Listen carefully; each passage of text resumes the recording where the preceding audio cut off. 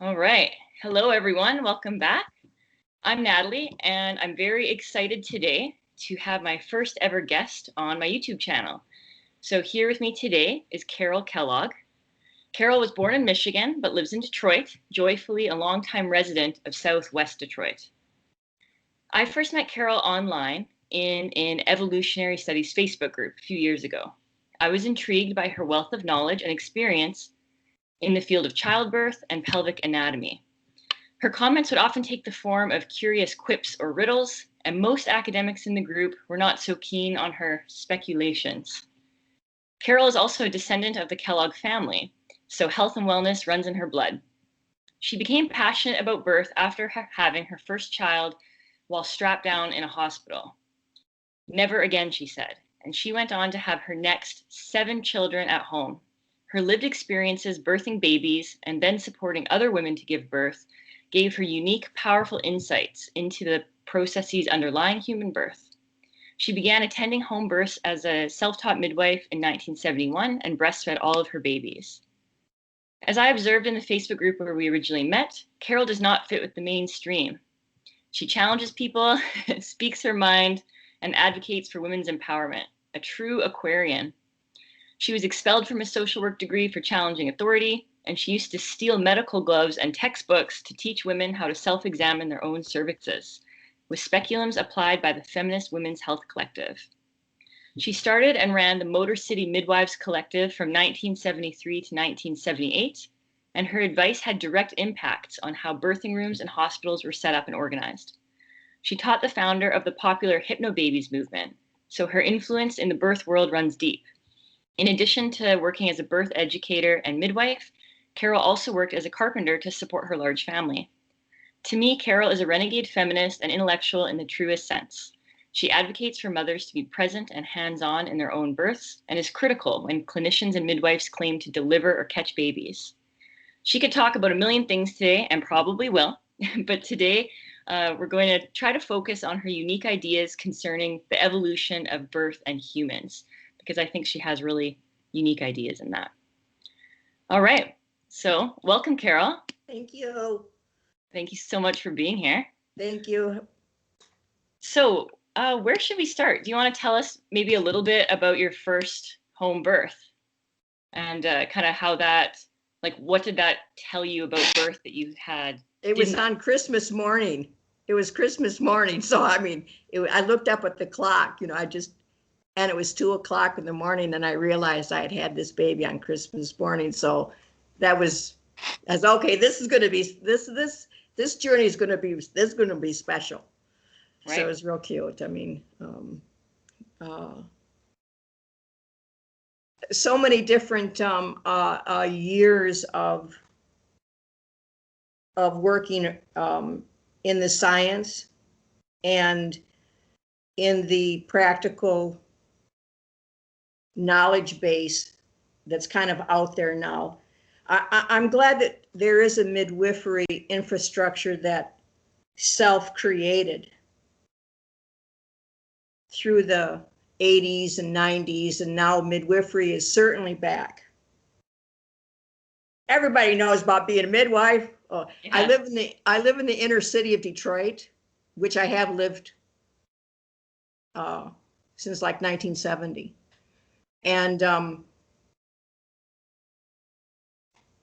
so that's fun. So that's always been wonderful. It's just been wonderful because of the there's so many different people here of all different kinds and I knew from working in Feminist Women's Health Collective and learning self-exam and doing, different, teaching women how to, do, at that point we were doing vaginal exams, and we started, I was doing home births and things like that. And I didn't want to learn. I didn't want to learn stuff, that was being presented to me, but it was almost like things kept happening. Like, for instance, one time I felt these little lumps, and I thought, oh my, I'm saying to myself, my God, this woman has polyps. And then I realized it was baby toes. Oh, So she was having breech twins.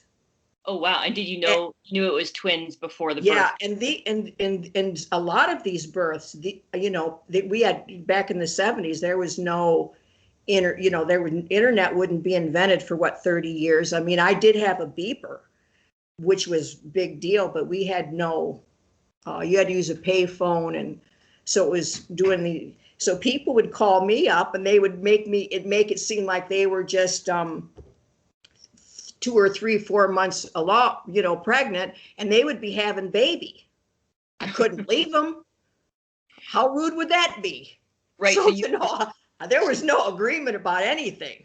So you would show up not really knowing like what you were getting yourself into. Just Absolutely. It was always, wide variety of people, different kinds, but that often, which, people, so it was, so I had to have, so I really got a very nice overview of variation in people, and of course variations of natural birth. So then in 72 I went to college. I did I wrote in my freshman year at Wayne State University in Monteith College, I wrote a paper on how to have a home birth. right. And And can you tell us when your first home birth was? When was that? My first one was 71. So in 72, and in fact, someone sent me the friggin' manuscript of how to have a home birth that Feminist Women's Health Collective was going to be in our bodies ourselves, but that's a whole nother issue, didn't get put in. Okay. There was political reasons, back then childbirth was not considered a feminist issue, and I was an asshole for having kids. So here I'm in feminist, they don't believe that, and I'm having 3, 4, I'm up to midwifing, and so we had constant I'm sure if you look at the archives at Feminist Women's Health Collective, that's at Walter Reuther Library at Wayne State, it ain't pretty, Right. my impact on them. But that wasn't, I'm not here to be, necessarily be liked. I have things that. So all these, so I didn't want to learn necessarily the things, but it just started happening. And what could you do? I mean, people were actually depending on me for their medical care. So you were really kind of called into this service role without. What were you going to do? I say, oh, I'm not going to learn how to do how to listen for heart tones because I'm just a civilian and I'm not that smart. And I mean. So you had your first home birth, and then did other women around you hear that you had done that, and were they like, well, I want to do that too? Or Yeah, but it was it was being in a Hispanic neighborhood, the sadness that so many women had, that they couldn't do that because it's there was racial considerations. They couldn't bring no attention to themselves. Here I was,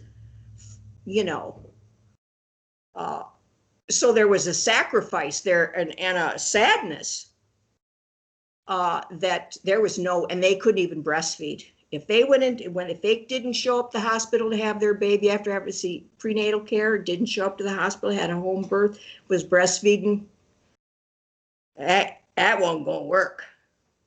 But I got away with it because of being white.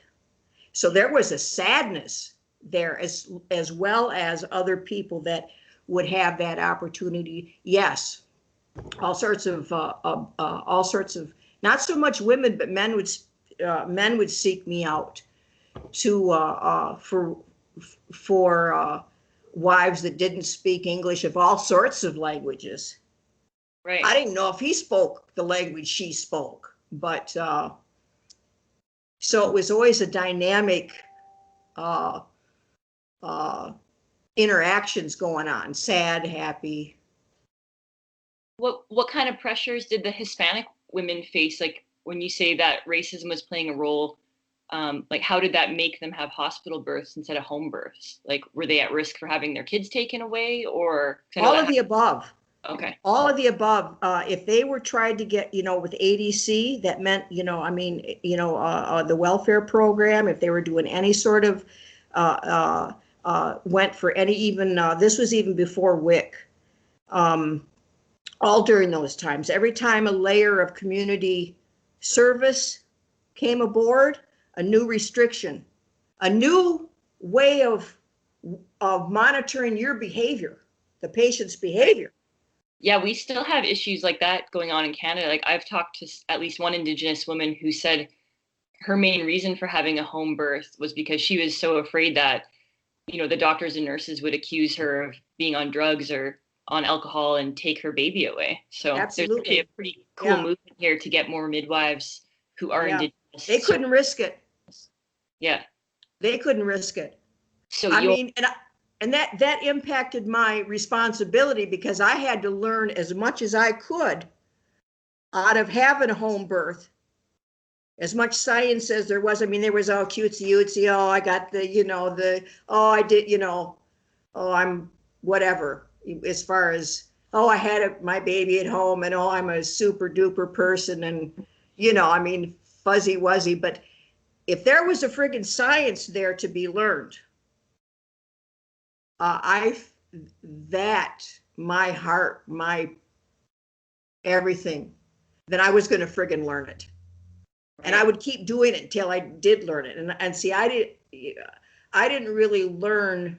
I don't think I would have really, mastered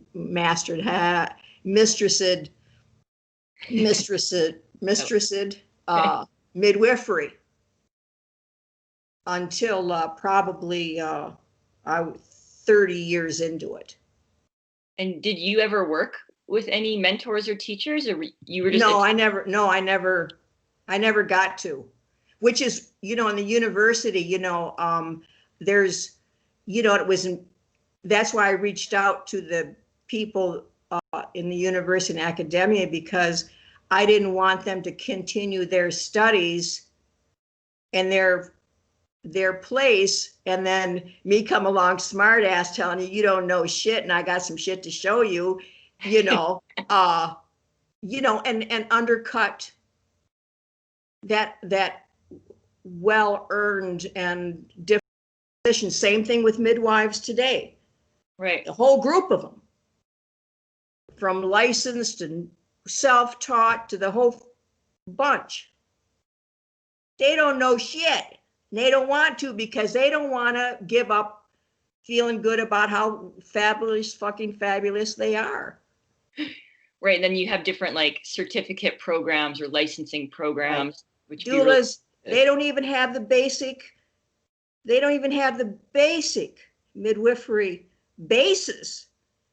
So, Yeah, a lot of that must be from legal restrictions. Like, I know here it's very strict about what a doula is allowed to do. Besides that, what they don't know is free to them and is unstoppable, and they refuse to learn it. For instance, which is what why I had to create a methodology for understanding variation. Let's talk about that, because this is so really... I'm sitting there, I'm minding my own business, I'm just sitting there, the baby's getting ready to crown, I'm just minding my own friggin' business. She's doing a beautiful job, blah, blah, blah. And I stop looking at the head emerging, and I see shoulders rotating right above her pubic bone. I said, and the way the baby's shoulders rotated, I said, my God, this baby's like a little shell who's rotating left rather than right. And if I predict correctly, this baby will be left-handed when they grow up. Oh. I didn't want to see that. I wanted to just see ahead. I didn't want to start seeing mechanisms, and I wanted to stay a head gawker. They're all head gawkers. If I had a list of things that annoy me, put that on the list. Head gawkers. So focusing too much on the head. Right. You don't got to worry about the head. There ain't nothing there for you to see. It's doing what it's going to do. Your business and only business is to watch those shoulders rotate. Right. So maybe none of them. Could you tell people who maybe don't know much about human birth, how like the baby tends to rotate, like what the shoulders are doing there? Like say the process from coming down to the cervix and through the canal. Give us a little bit of an overview. Okay. And then we'll start. So baby's nose is up against your backbone. Right. Therefore, baby's eyebrow ridges interdigitate with the rungs in your tailbone. So you have a contraction, they interact. Right. Contraction relaxes, it goes this way, interacts. Contraction starts again, a little bit lower, interacts. So the baby's head is walking down from this interaction between your eyebrow ridge and the mother's tailbone. Right. And we call that back labor, and you know that shit hurts. It does. You got to get up and walk that shit off. We're talking, no, you ain't sitting down on that one, and you'll see, which then we can go back to. So from doing these births, I started seeing facial, and from doing all the vaginals from early midwifery days when we were still doing vaginals, and the Feminist Women's Health Collective doing pap smears and IUDs, whatnot.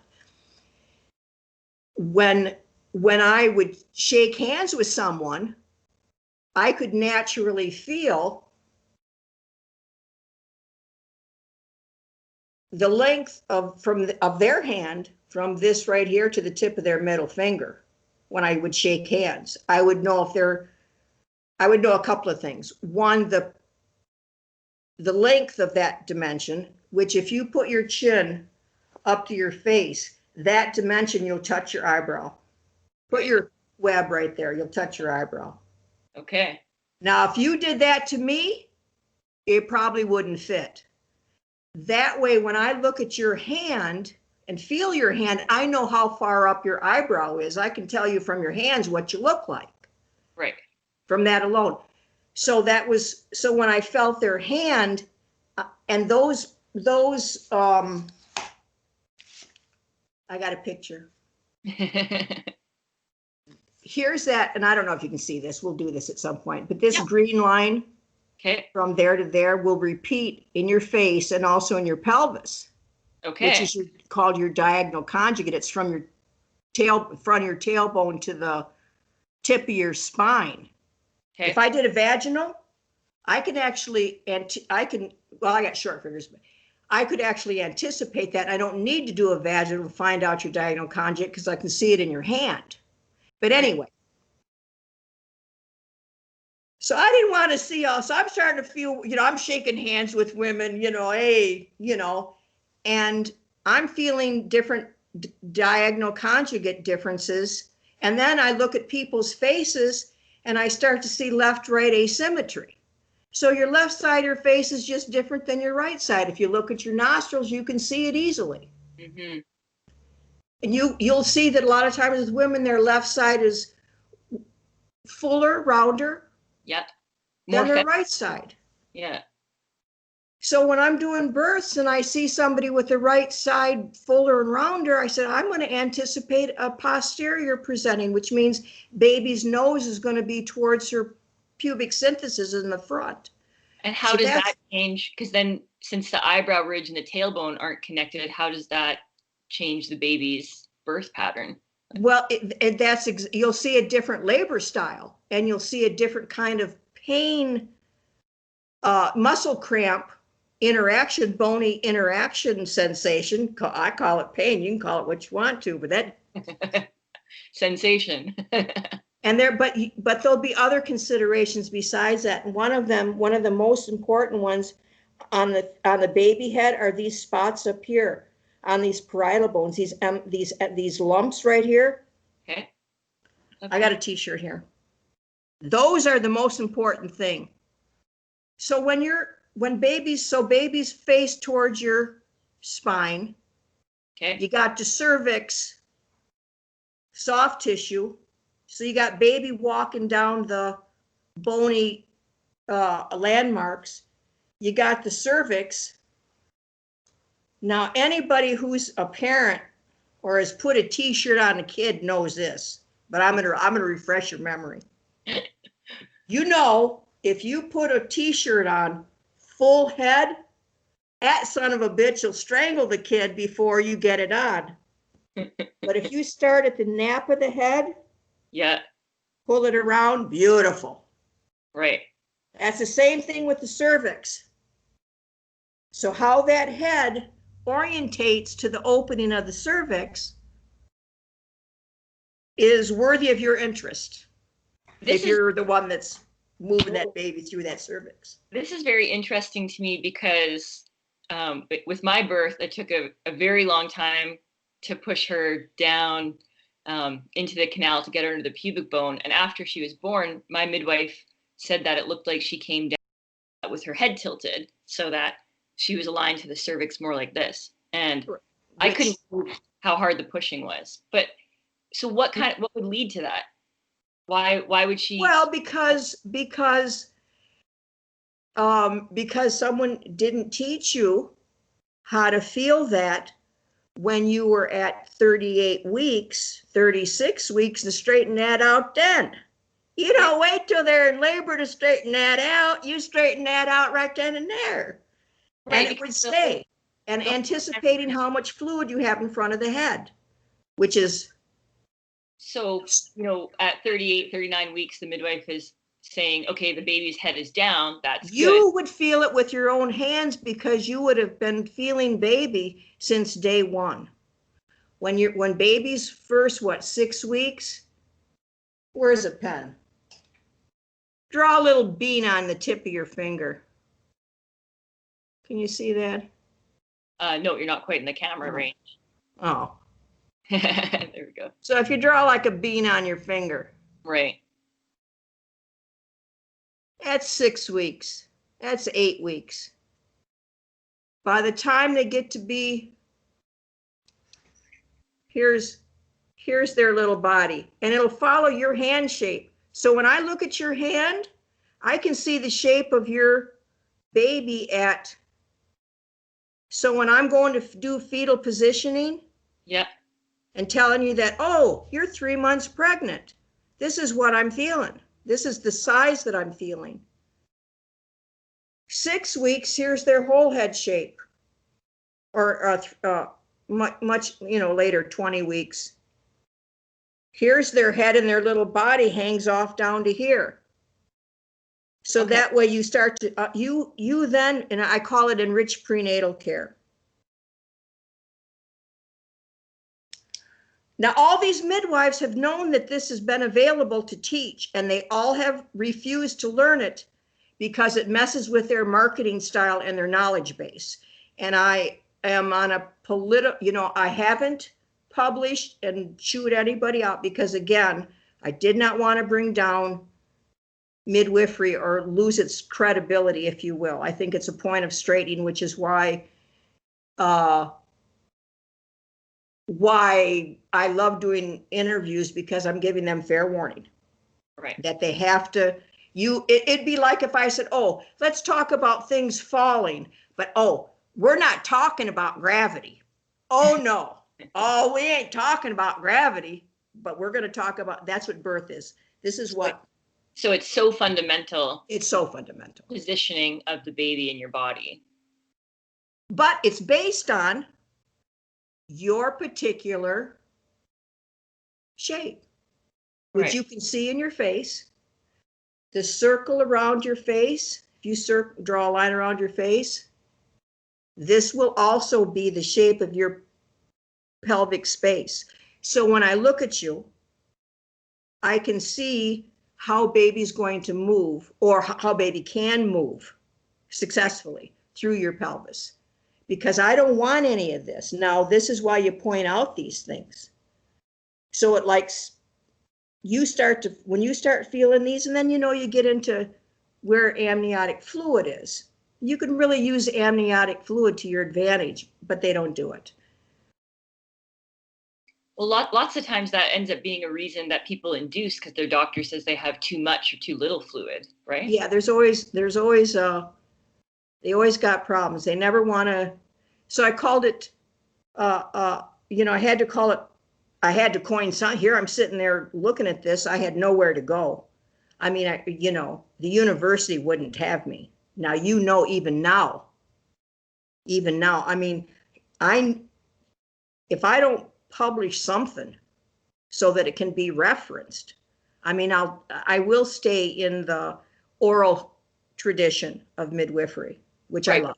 Reaching that next level of legitimacy is or playing their game. It's me having enough patience and compassion for academia to include them in basic knowledge so they'll stop making a fucking fool of themselves. But I don't want to go there, Let's talk about, so the first time you and I chatted, you told me about an experience you had when you saw Lucy, the Australopith. Oh, geez. Skeleton. Would you share that story for us? Sure.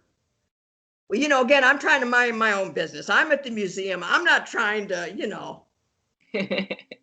and I go around the corner.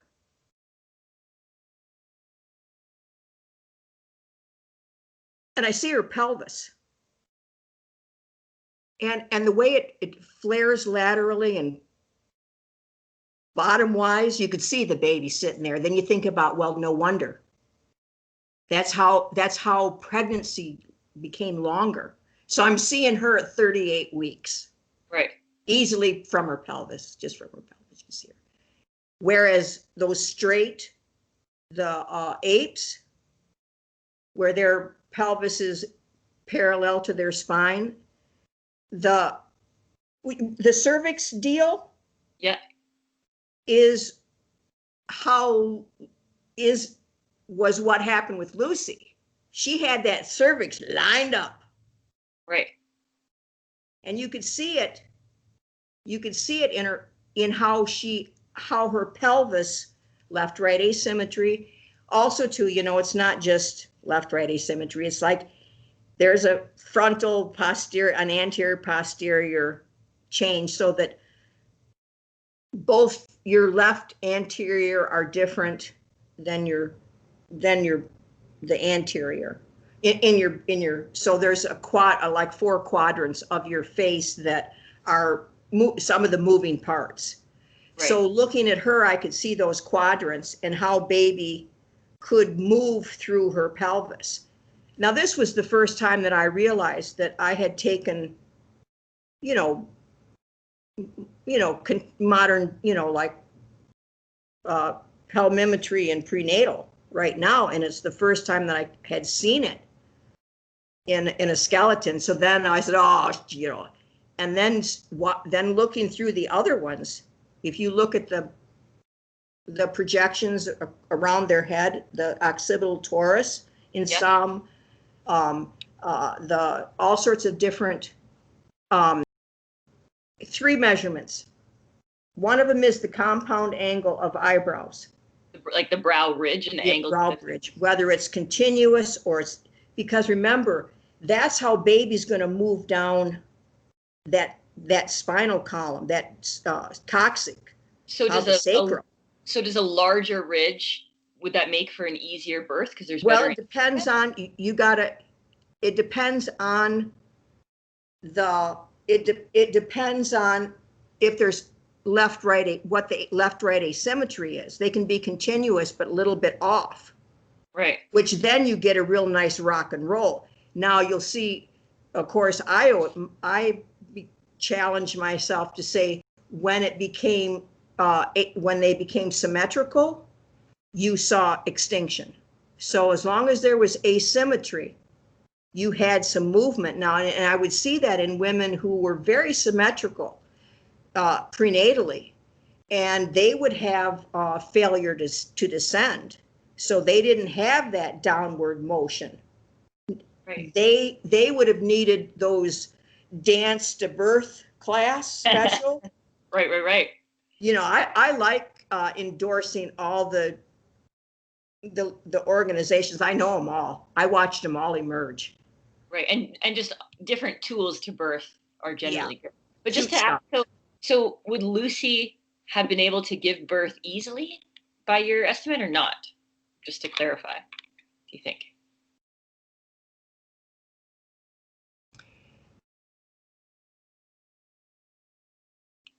She had to walk it off. To get that movement going. She had to walk, yeah. And and that is why they could accommodate that weird off-center downward load. Their biggest problem was keeping themselves pregnant, where you wanted pregnancy to extend. You take the apes, what they have, 36, 35, 37 weeks. And you'll see instinctively where women always touch the underside of their tummy. Right. It's just a natural. I mean, why would that be? My little girl's back. Welcome, everyone. Hi. Here, come here. So, there we go. We can continue. So I could only look so far, you know. I mean, it hits like it hit like seeing these walking through these different species, right, was data overload. So I only look a little bit at a time. I don't, you know, I mean,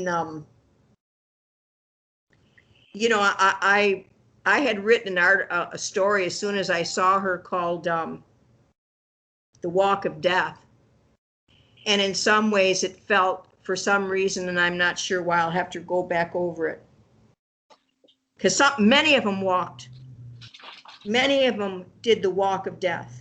Because especially when these ischial spines kept the flatter pelvis kept from head engaging. You'll see it in Neanderthal females and Homo sapien fetus. Head couldn't. The head, the head just could not, from what I could see, engage, which is the first step. So when we've got baby's head pointing towards your tailbone and you got back labor, these ischial spines are going to pyramid around your ischial spines that are lower in your pelvis. Right. Which is the width of your hand. So when I'm shaking your hand, I've got your diagonal conjugate and I've got the width of your ischial spines, all in that 2 seconds. It's terrifying. You won't look at things again. Sometimes I can barely shake hands with people because I don't want to know. Too much information. Too much information. So and there's more. So in anthropology, you know, they talk about the obstetric dilemma, which is the idea that as humans and our ancestors, as we became bipedal, walking on 2 legs, our pelvises got narrower, but then our brains started getting larger, so our skulls got larger, and that this made birth difficult. So do you think that idea is reasonable, like with those parietal expansion you're talking about? That's what you always want to look for in all your skulls, is you want to see where those parietal emissions are in their skull, and that you can make your own conclusions when you go back to look again of how engagement would have occurred. The obstetrical dilemma cannot be true because you and I both know, we hear stories of women have beautiful, near painless, orgasmic, super duper births all the time. So it cannot be true. Because birth isn't always hard or painful. Correct. Right. Now, then you can say, well, what does make it hard? Well, if the top of your pelvis is a bony ridge, not at the top, but, you know, partway through where baby's going to engage or baby's going to start to move down. Just like if you feel in your eyebrow, you have a little, right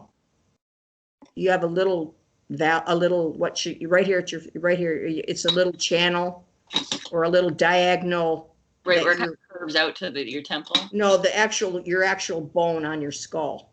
Okay. You feel that bone, there's a bony, start from the center of your eyebrow and work back till you feel it. Right from the center, start from the center. Now follow it back over and you'll feel that bony valley. Whoops. Should be about right there. Do you see? It'll be lined up with about the middle of your eye. Okay. That will also occur in your pelvis at that same inclination. If you ever did a roof, you'll know the incline on that bad boy. And you can assess incline very quickly if you had some roofing experience, which is why again, I've always tried to, I'm minding my own business. I finally, I had to go to work, carpenter, union job, city resident women back in the 80s. They got double the money for, right. Plus I was the only one that could pass a drug test, and I didn't drink. So I showed up to work every day. So that was the last thing they friggin' wanted. Hell, if you know how many people, never mind, that's different. Anyway, so I'm sitting there putting bolts and nuts and bolts together, and I'm seeing how birth in many ways is a nut and bolt mechanism. Not completely round and round, but it's certainly, so when we talk about rotation, because baby has to rotate around your pubic bone. It hits them ischial spines, and it's got to rotate around it, and that's why I use the word pyramid. Anyway, so baby's got to do a bunch of stuff. That eyebrow deal, no one knows about that. Right. That's not even part of, you won't find that in an obstetrics book. You won't find it in a midwifery book. And it was embarrassing because I don't consider myself, you said some lovely things about, but I don't consider myself, I was always average student, but I was never, I have very good math skills. Right. Well, not very good, shit. But so much of one big part of science is being able to deduce something from all of your observations. Like, that's where I see your knowledge is so powerful, because you've sorted out these mechanisms from observing, I don't know, hundreds, thousands of babies. No, not once you, even if you see, once you, with the circle of people that you interact with, once you note their hand shape and diagonal conjugate and ischial spine dimension and left-right asymmetry and compound angle. Don't forget this little beautiful measurement right here. Once you start comparing those, and chin width. And of course, don't forget the all-time, your hand width is, you got this much width of hand, but the proportion of palm to finger length. Right. That also is that positional proportion that is another, once you think you've learned personalized pelvimetry, I throw that on you, just, but anyway,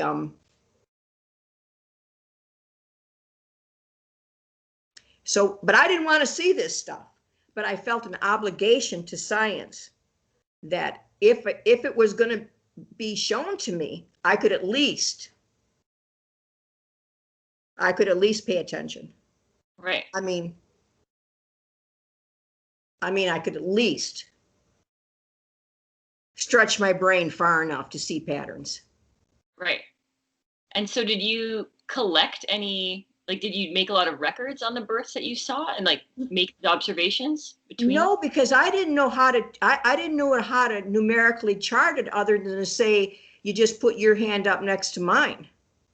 It was so low tech. Right. More, I guess, not intuitive, but just observational, not. Yeah, you can just look at your own hand. And then of course you can get insight when you compare it to other people to see what the incredible amount of variation there is. And then how do you apply that to actual birth itself? Like knowing that there's these patterns and knowing the probable route. Because you can know where baby is, where these 2 points particularly are going to go through, and you can feel them. Yeah. And you're with your tummy 24/7s. I can't even get you away from that. You have 24/7 access. All I got to teach you is, we use the word appreciate, not like how it's used to appreciate, you're giving me flowers or something. Right. But right. To appreciate, to the ability for you to see your own unique shape. So you have an appreciation of your own unique shape. You know where baby can go, and of course teaching you the steps of labor and where sometimes you'll feel right in the center of your backside is where you'll feel shoulders, and and that would be something I would tell you when to expect to feel shoulders. That's why we do enriched prenatal care. Right. It's hard to learn all that, and then as you see baby change and grow, it's a tactile record. So you know where baby is. Okay. You know where baby can go through your unique pelvis. You touch it and you make it so. Right. So it's individualized care, and pattern recognition is really what you're in your own self. It's good for wherever you birth. It's completely low tech. And I called it self-guided birth. I mean, that's the working title. People, Yeah. And it doesn't matter if you have a midwife with you or not. They should friggin' know. But of course, none of them do. None of them do, which I'm going to tell them I'm from Detroit. We give ass kickings as a token of esteem. You know what I'm saying? I mean, so if I say you got an ass kicking coming, it means we've got some, intense hugging and loving going on or something, anyway, but. Well, I'm going to finish our recording here just because my toddler's getting antsy here. But I think beautiful. We'll have to continue this. So I'll just thank you again for coming onto my channel. And I'm going to stop the recording, but I'll say goodbye to you off the recording. So thanks everyone for watching. Very good, and I thank you so much, and I hope that I helped. I still focus on some of the things you were asking about. And I still think I have more questions, but that's good. Yes. Okay. All right. Thanks, very good. Thank you so much. Tell that baby, go easy. You're just parents. They don't, Tell them, well, I totally understand their perspective. All right. Bye-bye.